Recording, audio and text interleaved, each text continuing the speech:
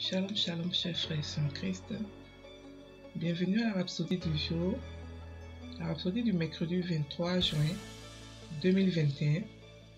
Rhapsodie écrite par le pasteur Christ Oyakilome et la lecture est offerte par les vérités de l'Évangile. Le thème d'aujourd'hui est « Soyez fervents pour gagner les âmes et intercéder ». Le verset est de Éphésiens 2, verset 2, qui se lit comme suite.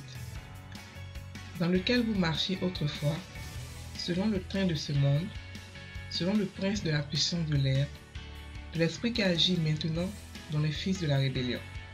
Fin du verset. Le pasteur Christ dit, l'une des choses les plus pitoyables à lire est l'état actuel de ceux qui ne connaissent pas Jésus-Christ. L'Écriture ci-dessus nous parle de ces personnes, ceux qui ne sont pas chrétiens.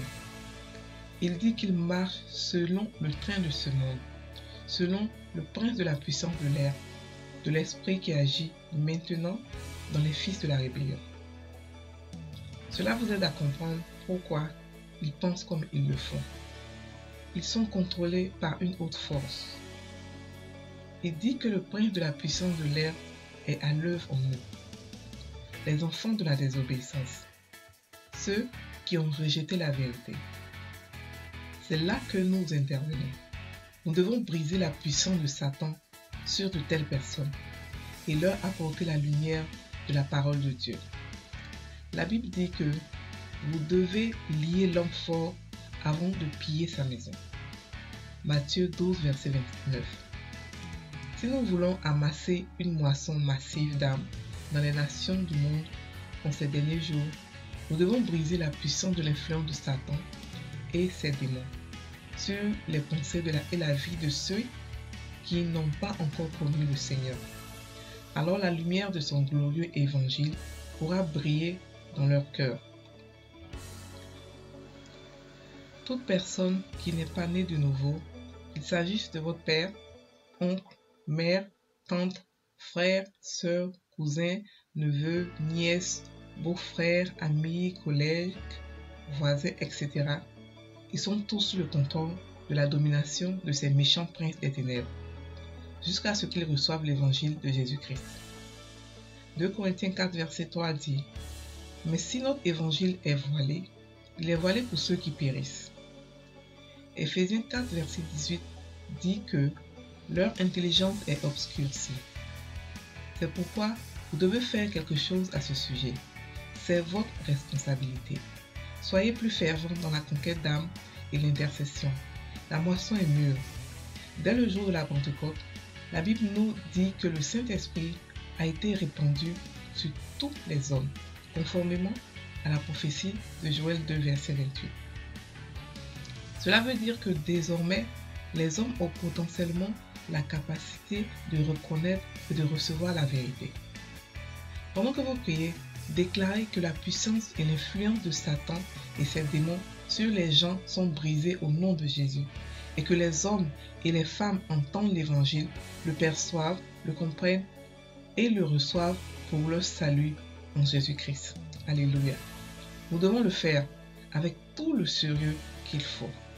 Fin de la rhapsodie. Le pasteur ici explique aujourd'hui que nous devons prier et intercéder pour des âmes qui sont perdues, qui ne sont pas encore sauvées. Pourquoi? Parce que ces âmes sont soumises à Satan. Ils sont sous le contrôle de Satan. Ils sont dangereux pour eux-mêmes et pour ceux qui sont chrétiens. Nous devons prier pour eux. Et nous devons comprendre que l'enfer les guette. C'est pas de l'amusement. On ne va pas aller vers eux avec le message de l'enfer. Non.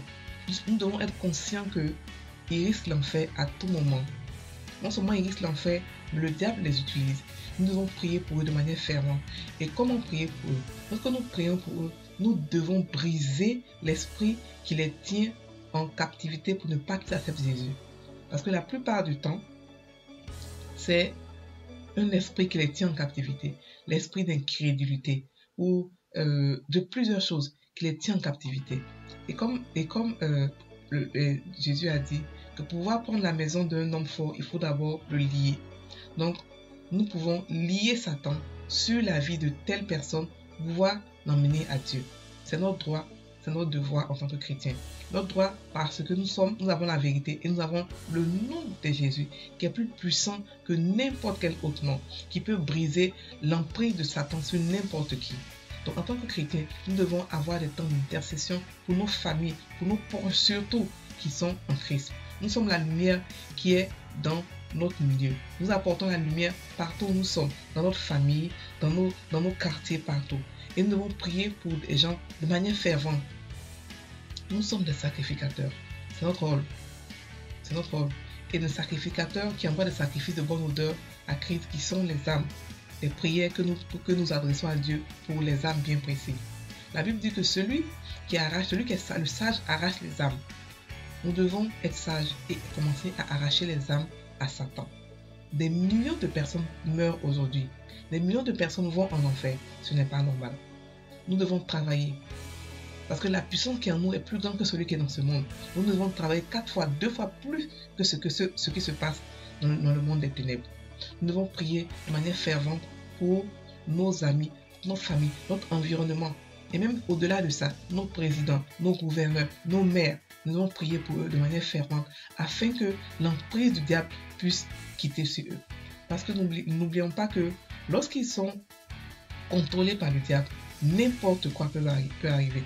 Il peut faire n'importe quoi parce qu'ils ne sont pas contrôlés par Dieu. Le diable est imprévisible. Il peut faire des choses, il peut être extrêmement méchant. Nous devons comprendre que, étant donné qu'ils sont sous le contrôle de Satan, ils sont en danger. Non seulement pour eux-mêmes, mais pour nous aussi. Donc nous devons tout faire pour les enlever à la ténèbres et les envoyer à la lumière. Et c'est la seule prière qui demande à ce qu'on pleure devant Dieu pour les âmes. Nous devons pleurer devant Dieu pour les âmes. Nous devons pleurer devant Dieu pour une âme bien précise afin de l'arracher à Satan et briser l'emprise de Satan sur lui. Dans le nom de Jésus. Nous allons maintenant prendre la prière. Répétez après moi. Cher Père, merci d'avoir répandu ton esprit sur toute l'humanité. Permettant à leur cœur de recevoir le glorieux évangile du Christ. Je prie pour tous ceux qui seront touchés par l'évangile aujourd'hui, afin que la lumière de l'évangile brille dans leur cœur, aboutissant à leur salut. Au nom de Jésus.